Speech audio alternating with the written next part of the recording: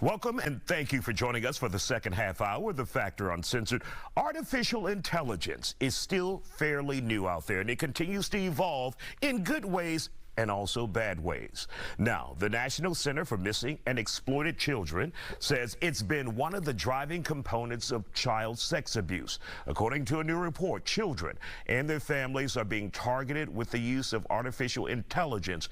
In many cases, the AI will use an image of an actual child to create sexualized and graphic images. Joining us to talk about it, licensed social worker and psychotherapist Yvette Murrow and Constable Alan Rosen from Precinct 1. Thank you guys for joining us here on The Factor. How bad is the problem out there, Constable? What do you see, and is AI involved as of yet on what you're seeing on the ground? Well, the problem is really out there. It's a big problem. AI, I don't know if it's really kind of come on the market yet, but sextortion and things of that nature have been around for a long time. And for those parents out there who may not be aware of their children going through sextortion, explain what that is, because a lot of kids, especially high school boys, are now going through it. Yeah, it's where you have a predator that actually gets a child to pose nude or share images of themselves or convince them to give nude photos or compromising photos, and then they use it to extort money or extort other things, or get you to run away from your house, and then they try to traffic you. I mean, there's any number of things.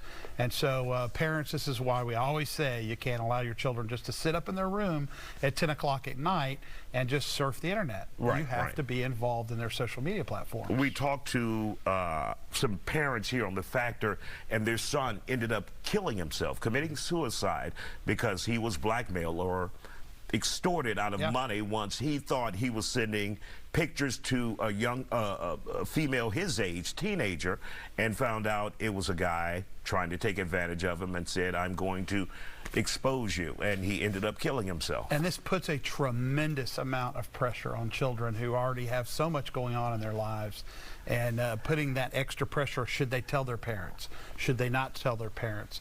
And what should they do? And they get in these horribly compromised situations, which can lead to suicide. It can lead to other terrible things going on. And Yvette, when we think about adults going through it, if they're blackmailed about something on social media, imagine what a child has to go through. That has got to be incredible, and just so much weight on these kids. Oh, it definitely is. Children are still developing their brains, so they're still growing. They're learning how to adjust and how to just go through the motions, things that we as adults have already experienced. Child abuse, child sexual abuse is in any form of contact, all the way to grooming, which can develop a series of effects on a child. It could create depression, anxiety, stress, and just it could change their livelihood. Change them totally in the future. And what advice, Yvette, would you give to parents out there to make sure their children are okay? And if their children may have been victimized and gone through something, how would you approach that child?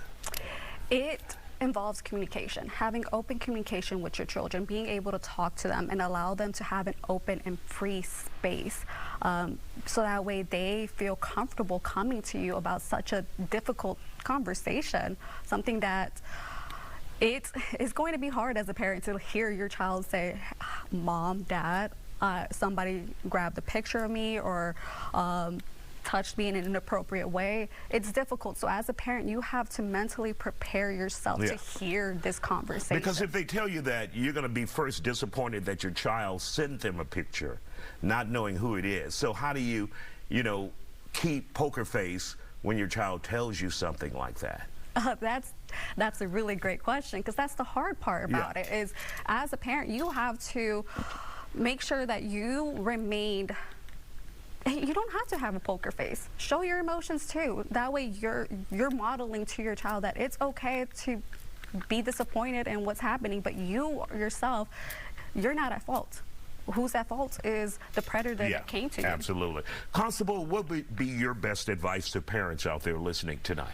Well, twofold. I mean, I want to say that we do have a unit that's designated to do these types of investigations where we have undercover officers that are posing as children online, and those predators might just be talking to them. But parents, you have to be engaged in your child's social media platform. You got to know who they're talking to. There are apps that you can use to download on their phone, and you can see who they're communicating with, so that if you see something kind of going off the rails, you can intervene and get involved. You cannot allow your children just to free roll and be just sitting in their room going on the internet and surfing, because there are just as many predators that are out there doing the same thing at night.